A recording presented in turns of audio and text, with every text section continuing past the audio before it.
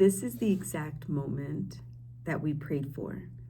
This is what my husband and I prayed for 9.5 years ago. I remember doing our bills and scraping by, living check to check, never having really hardly any money left over, which also means that we relied on our credit cards. That created a tremendous burden, a financial burden. It really started to weigh itself on our marriage. We had arguments after arguments about finances. And 9.5 years ago, I had a breaking point and I got on my knees and I prayed so hard in tears for an answer, for something to, a way for us to get out of this debt. And we started a budget. We sacrificed a lot. We only paid with things with cash. We decided to really make it a priority to get out of $90,000 of debt. That took us 3 years to complete. I paid off my last credit card in August of 2018. And literally 3 weeks later, I was told that my job was going to be outsourced. And as of that December, I was going to be laid off. And in the midst of that chaos and all of that depression and everything that happened that came from that moment, I realized that God had been preparing us for this. You believe in who you want to believe in. I believe in God. But God had been preparing us for this moment. He had been preparing us to alleviate us from that financial burden that we had weighing on our shoulders and on our marriage. And here I sit today, and I want this to live on my timeline because this is a testimony. I want this short video to be of inspiration and motivation to you, that if you're struggling financially, if you are going through a hard time right now, that there is a way out. You know, it comes with a lot of sacrifice. It comes with a lot of intention. And at times you feel a little bit like an outcast, right? Because you can't do all the things. You can't go to all the places. You can't go on vacations. We didn't go on vacations for 3.5 years. It was a true sacrifice on all fronts. And we are here 9.5 years later. Last night I went to bed, and yesterday it was crazy, but I had this moment where I realized, oh my goodness, I haven't paid the bills. I pay them every month on the 14th, and yesterday was the 15th, but it's been a really crazy week. And I realized, oh my goodness, I have to go pay these bills. My husband couldn't believe it. I jumped out of bed and I went to our computer and I sat down to do the bills. But here's the difference. And here was my moment of reflection. Here was my moment of pause, was when I paid that last payment, right? When I made that last payment online, my eyes got so watery and I couldn't figure out why. And I sat still for a minute. I hit pay, I hit submit, and I sat with that and I closed my eyes. And that's when it hit me. It hit me so hard. And I started crying because this is what we prayed for. This is what my husband and I prayed for 9.5 years ago.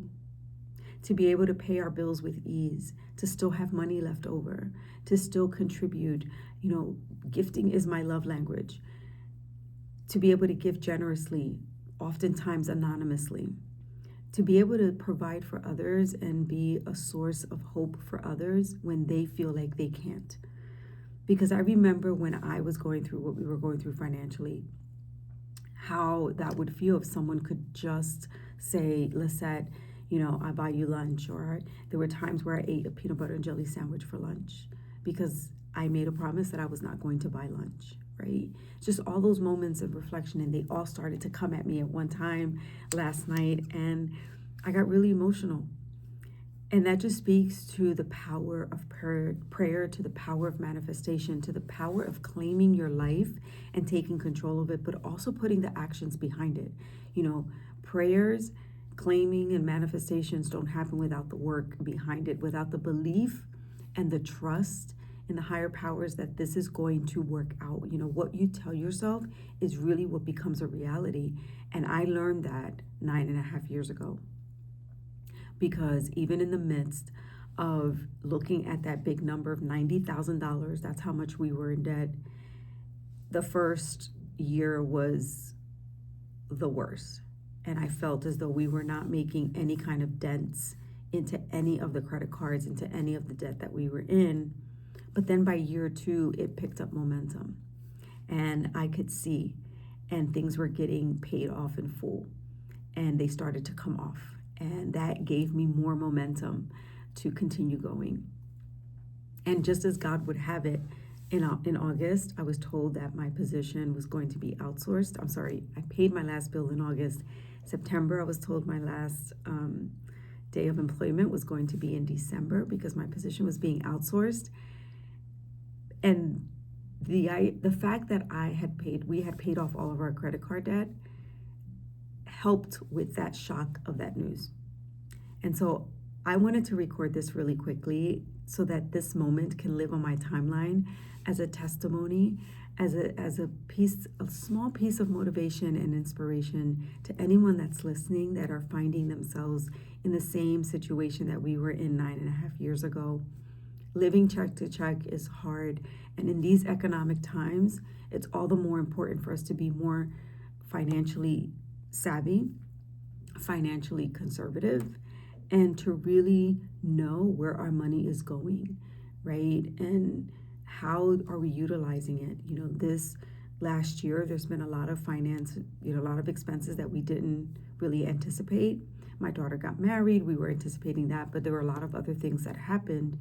And my husband and I talked about it over dinner this weekend, and I said, we really need to we really need to hone in on our spending.